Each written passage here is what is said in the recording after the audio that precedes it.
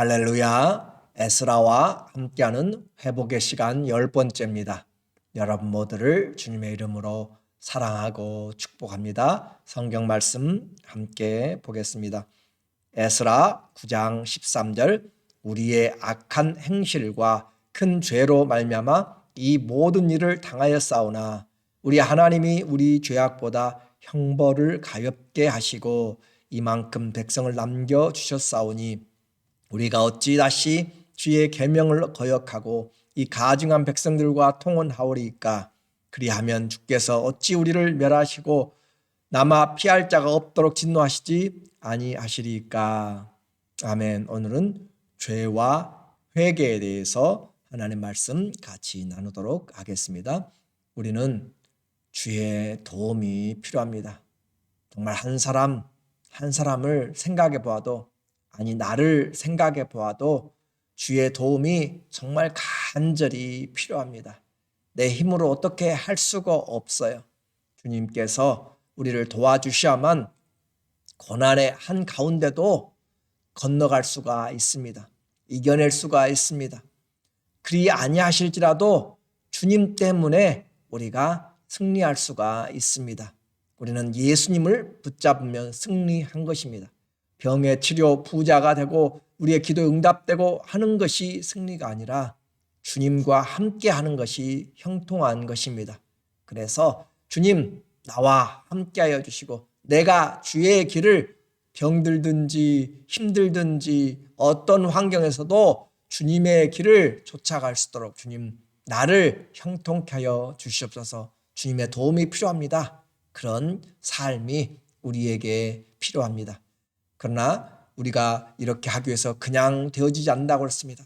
간절히 찾고 구하고 또 믿음으로 두드리면서 말씀의 그 부르심에 순종해 나갈 때 주님이 일마다 또 시간마다 하나님의 합력하여서 형통케 하십니다.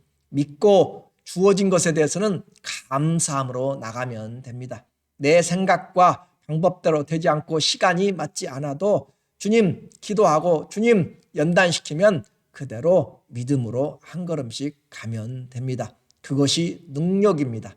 아무리 많은 장애가 있어도 믿음으로 좁은 길을 십자가의 길을 주님이 걸어가신 것처럼 우리도 예수 그리스도 안에서 주님을 향한 주를 향한 그런 사랑으로 한 걸음 한 걸음 십자가를 지고 나가면 생명이 나타나게 됩니다.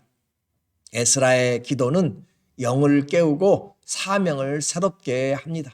오늘 우리의 기도도 우리가 하나님의 말씀으로 우리의 잠자는 영혼, 잃어버린 사명을 깨워야 됩니다. 나 혼자 살으라고 주님이 말씀하신 것이 아니라 이 생명의 복음을 증거하라라고 이야기했고 땅끝까지 내 증인이 되라고 주님이 말씀하셨습니다. 그리고 우리는 사랑하기 위해서 살아가는 것입니다. 하나님의 놀라운 그런 은혜로 영혼이 깨어나고 말씀으로 우리의 사명이 깨어나고 우리가 기도할 때 하나님이 우리를 선한 손으로 도와주십니다. 이렇게 은혜를 받고도 우리는 또다시 은혜를 은혜로 갚지 않고 죄로 갚아가는 그런 사람들이 얼마나 많은지 모릅니다. 오늘 본문에서도 또다시 드러난 문제입니다. 스룹바벨 성전이 건축되고 약 60년이 지난 후에 밖으로부터의 큰 방해들이 지나갔습니다. 그런데 이제 또 다른 문제가 옵니다. 외부의 문제가 순조롭게 진행되니까 내적인 갈등이, 내적인 순결의 문제가 터졌습니다. 선민의 정체성을 상실하게 되는 통혼 문제가 되었습니다. 산 넘어 산입니다. 이 일이 끝나면 평안할까 했더니 또 다른 일들이 연거푸 일어납니다.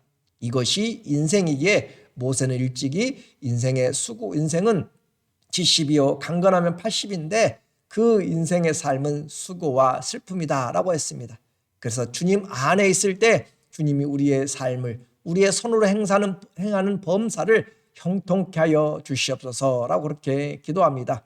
그들의 문제는 1절에 보니까 이 일 후에 돌아가서 하나님의 말씀으로 또 성전에 그 가지고 왔던 모든 물품들을 다 주고 돕고 그렇게 하는 이 일들 후에 방백들이 내게 나와 이르되 이스라엘 백성과 제사장들과 레위 사람들이 이 땅 백성들에게서 떠나지 아니하고 이 땅 백성 그곳에 살고 있는 이방 백성들에게서 떠나지 않고 분리되지 않고 곧 구별되지 않았단 말이에요. 삶이 가나안 사람들과 헷 사람들과 브리스 사람들과 여부스 사람들과 암몬 사람들과 모압 사람들과 애굽 사람들과 아모리 사람들의 가증한 일을 행하여 우상 숭배를 행하여 그 말이에요.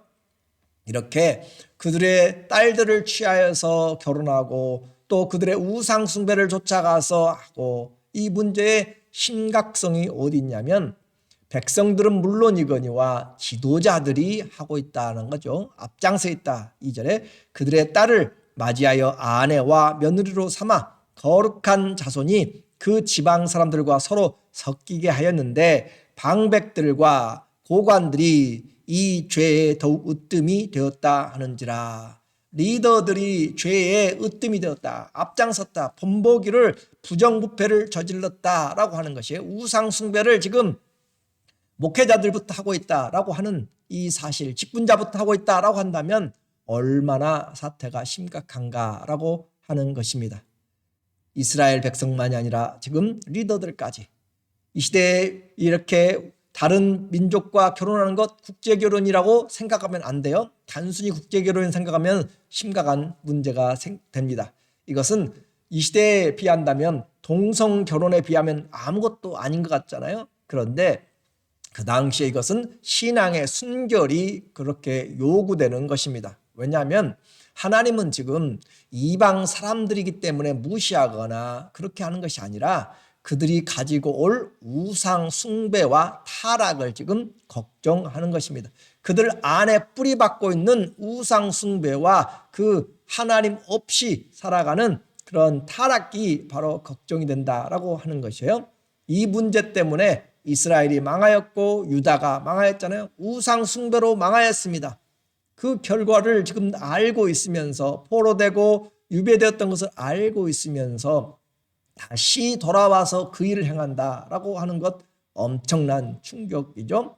감옥에 살다가 고생하고 정말로 풀려났는데 또다시 죄를 지어서 간다. 우리가 생각하면 참 어리석은 것 같은데 세상은 또 그렇게 되어간다는 거죠.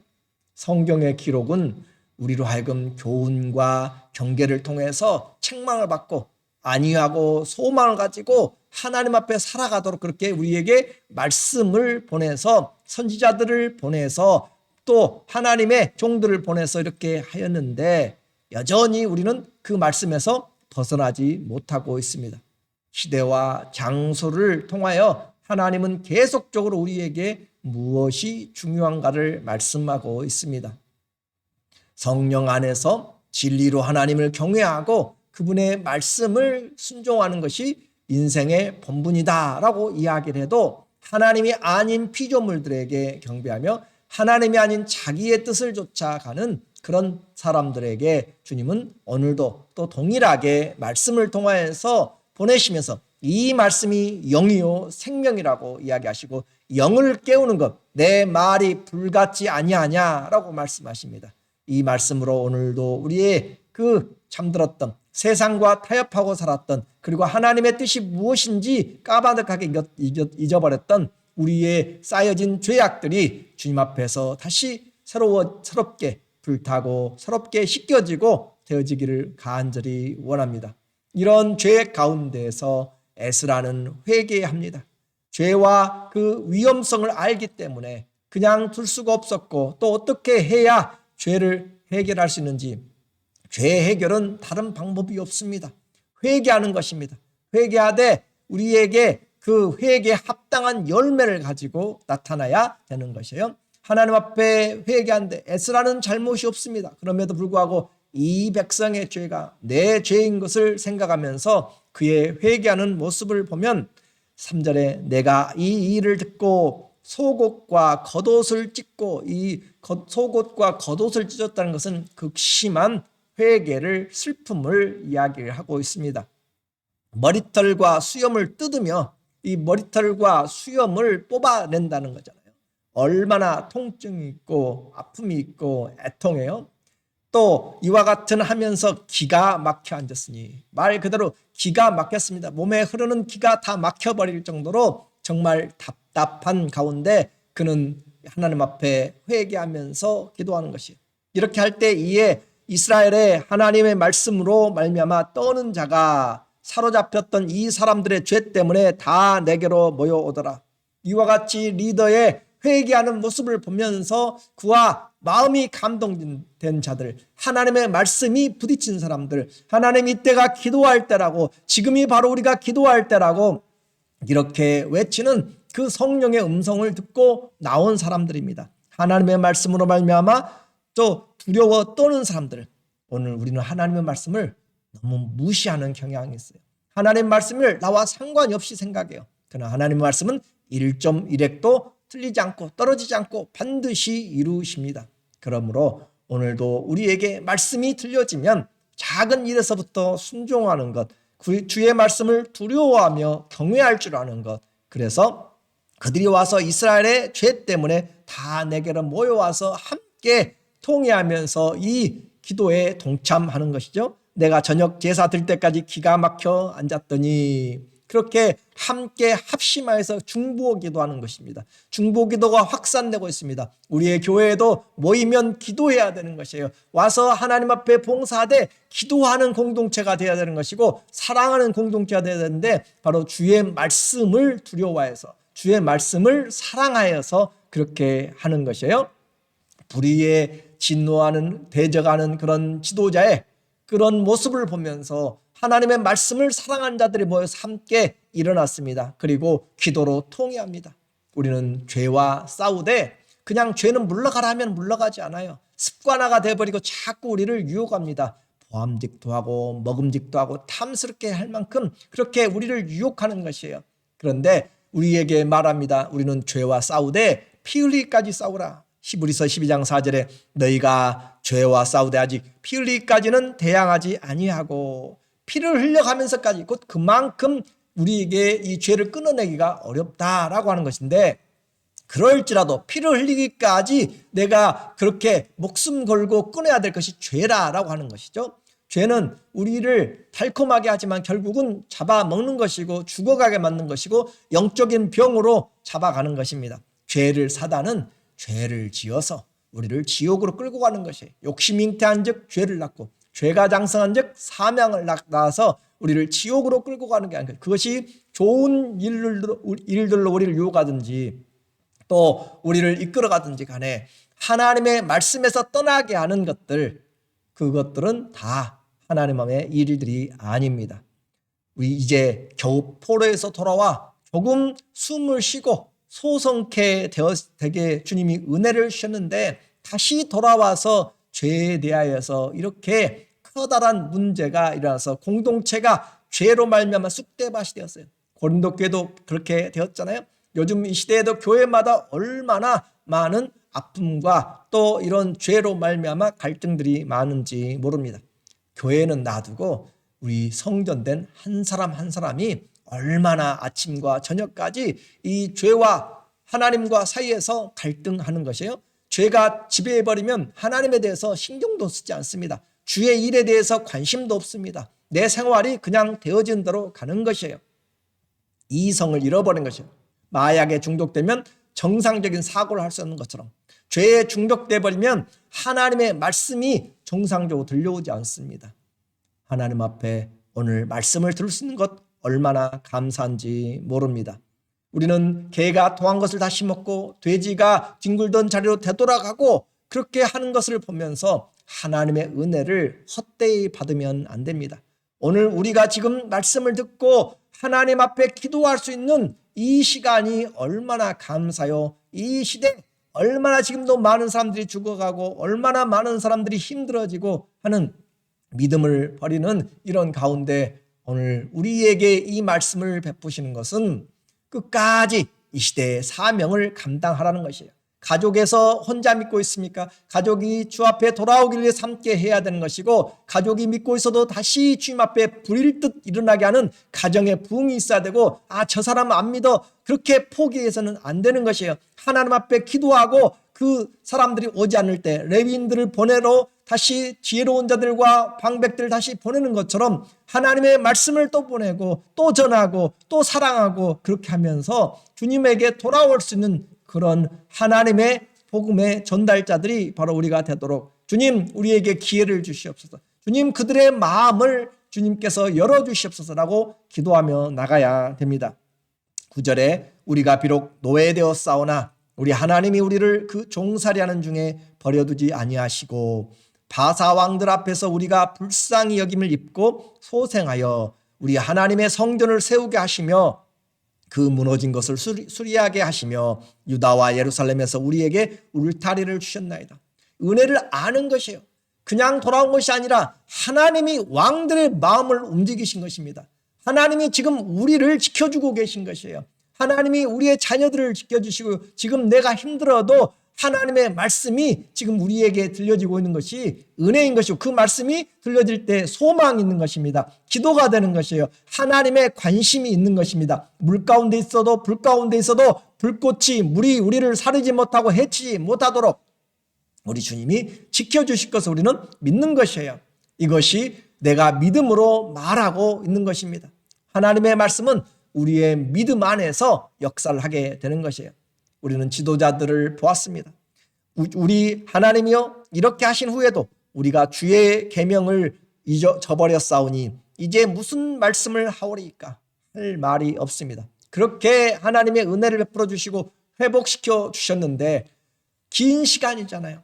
포로도 되어서 70년 또 150년 그런 지나가면서 주님이 불러주신 것 기적 같은 일인데도 불구하고 이스라엘 430년의 그 노예에서 해방시켜 주셨잖아요. 아니, 우리는 영원히 멸망받을 지옥에서 하나님이 건져내 주셨잖아요. 그럼에도 불구하고 우리는 여전히 다시 죄로 돌아가고 도대체 무슨 할 말이 있겠는가? 우리는 지도자들을 보았다고 그랬어요. 하나님 앞에 에스라처럼 하나님 앞에 영적으로 민감해서 하나님, 이 시대가 바로 기도할 때입니다. 이 죄악들을 그냥 넘겨서는 안 되는 것이고, 이 전쟁과 이 팬데믹과 이런 과정에서 하나님 우리로 깨어있게 하시고, 때로 금식할 사람 금식하게 하시고, 하나님의 말씀을 인하여서 애통하며 의에 줄이고 목마른 자는 복이 있다고 하셨는데, 이렇게 기도할 때 우리는 기도가 잠자고 있고 하나님 앞에서 내 삶만 바쁘다면 우리는 제대로 이 영적으로 민감한 것이 아닙니다.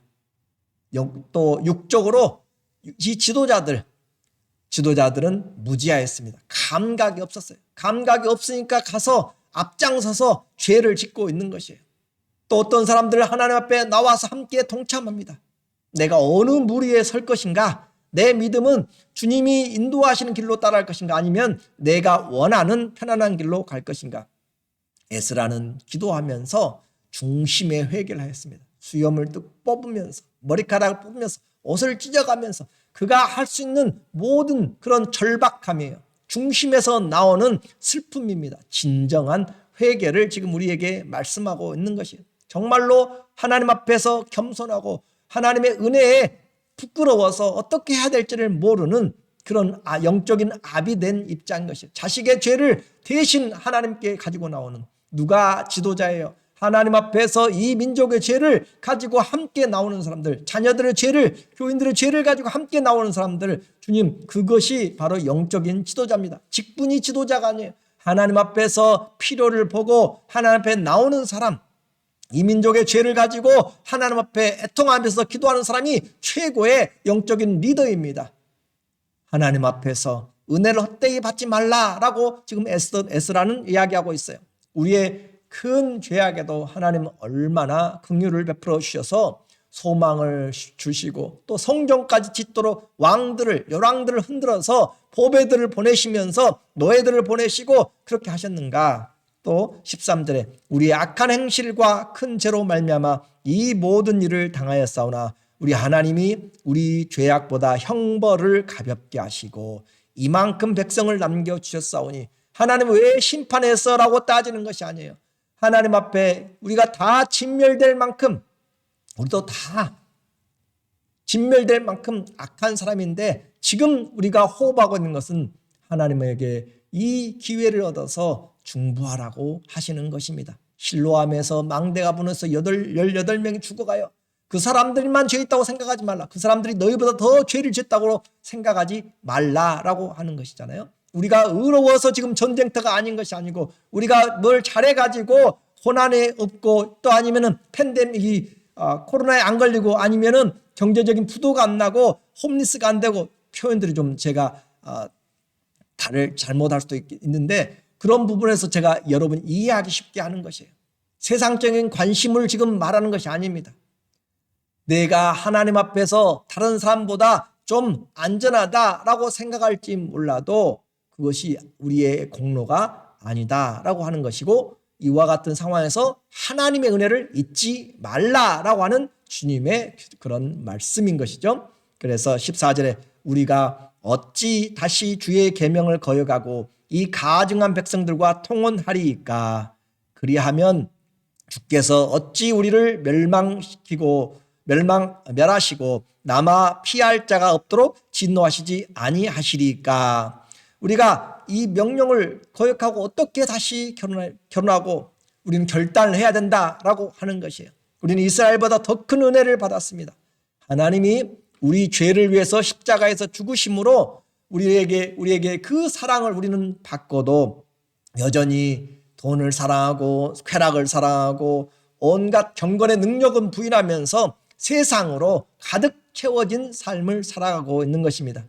에스라의 회개기도는 죄인들과 구별된 것이 아니에요. 나는 의롭다라고 하는 것이 아닙니다. 하나님의 은혜를 가지고 중보하는 것이에요. 15절 이스라엘의 하나님 여호와여 주는 의로우시니 우리가 남아 피한 것이 오늘날과 같사옵거늘 도리어 주께 범죄하였사오니 이로 말미암아 주 앞에 한 사람도 감히 서지 못하겠나이다 하니라.